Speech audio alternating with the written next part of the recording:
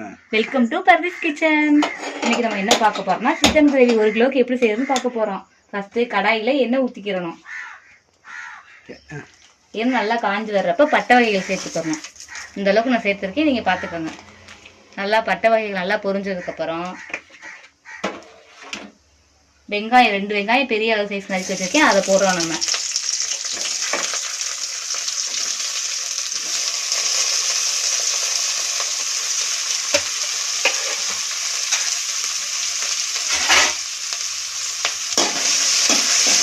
நல்லா வெங்காயத்தை வதக்க நல்லா வதக்கிடணும். கண்ணாடி பதம் வர அளவுக்கு நல்லா வதக்கிடணும்.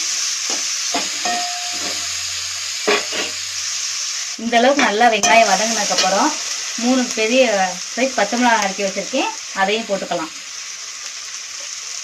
அது கூடவே கொஞ்சமா இஞ்சி பூண்டு பேஸ்ட் ஆக்கி வச்சிருக்கேன், 2 ஸ்பூன் அளவுக்கு போட்டுக்கலாம். சேர்த்து அதையும் நல்லா வதக்கணும். நல்லா வதக்கிடணும், பச்சை வாடை போகிற அளவுக்கு வதக்கிடணும். பச்சை வாடை போனாலே கறி வந்து நல்லா டேஸ்டாக இருக்கும்.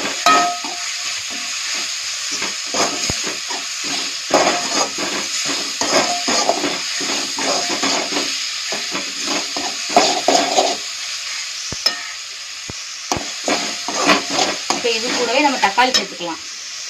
2 பெரிய சைஸ் தக்காளி நறுக்கி வச்சிருக்கேன். இப்போ இது கூடவே கொஞ்சமாக கருவேப்பிலை, கொத்தமல்லி, புதினா எல்லாம் ஒரு கைப்பிடி அளவுக்கு நறுக்கி வச்சிருக்கேன், அதை போட்டுக்கலாம்.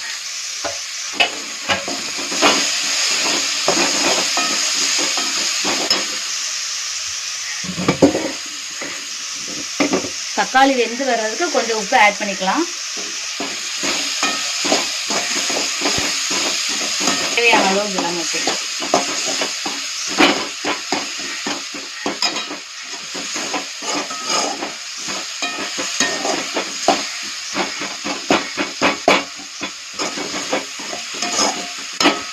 இப்போ இந்த பதம் நல்லா வந்ததுக்கு அப்புறம் நான் 1 கிலோ சிக்கன் ஆல்ரெடி கழுவி நறுக்கி வச்சிருக்கேன், அதை சேர்த்துக்கலாம்.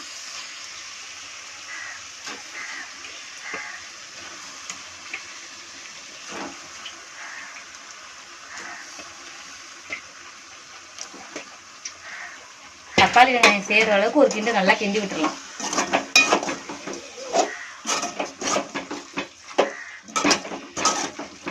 அஞ்சு நிமிஷம் லோ ஃப்ளேம்லேயே வச்சு கிண்டுங்க, அப்போதான் என் அக்கியில் எதுவும் அடி பிடிக்காது.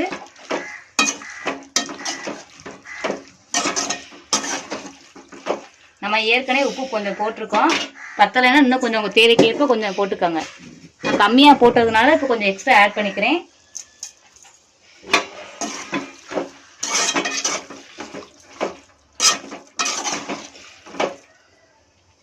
இப்போ இந்த ஃப்ளேம் வந்தோடனே மூடி வச்சுருங்க. ஒரு 5 நிமிஷம் கழிச்சு கறி வெந்து வரும். அதுக்கப்புறம் நான் மசாலா சேர்த்துக்கலாம். 2 டம்ளர் தண்ணி ஆட் பண்ணிக்கோங்க, அப்போ தான் கறி நல்லா வெந்து வரும். இப்போ இந்த அளவுக்கு கறி வெந்துடணும். இப்போ மசாலா சேர்த்துக்கலாம். மசாலாவுக்கு வந்து நான் வீட்டு மசாலா தான் எடுத்துருக்கேன், 2 ஸ்பூனு. வேறு எதுவும் எடுக்கலை. கரம் மசாலா 1 ஸ்பூன் எடுத்து வச்சுருக்கேன், அது 2 சேர்த்துக்கலாம்.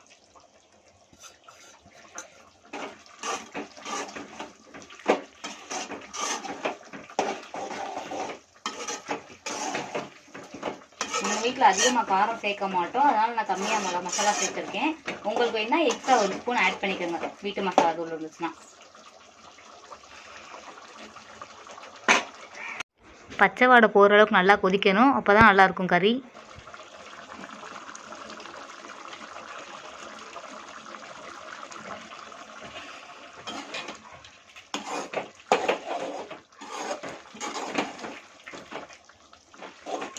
இந்த ஸ்டேஜில் உப்பு இருக்கான்னு பார்த்துக்கோங்க, உப்பு இல்லைன்னா கம்மியாக போட்டுக்கோங்க.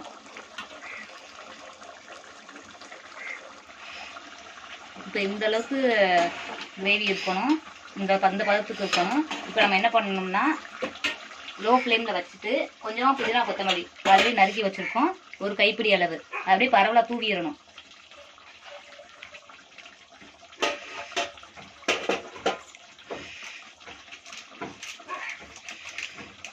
அது கூடவே கொஞ்சமாக மிளகு பொடி அதையும் ஒரு அழகாக பரவலாக தூவிடணும்.